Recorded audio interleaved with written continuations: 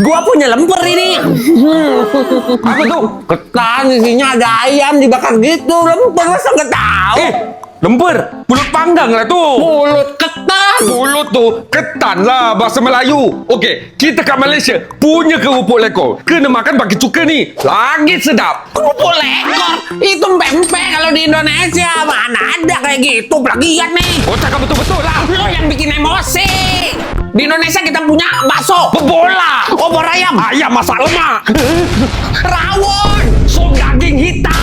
Ish. Apalah orang ni jerit-jerit macam orang tak punya adab. Tak payahlah bergaduh cucu-cucu atuk. Korang tu memang serumpun. Sama-sama bangsa Melayu. Saudara. Patutlah sama dari segi bahasa, budaya, bahkan dari makanan. Jadi, tak payahlah bergaduh macam ni. Ya deh. Atau kalau di Brunei suka makan apa? Iya, apa makanan favorit atuk? Makanan Brunei favorit atuk.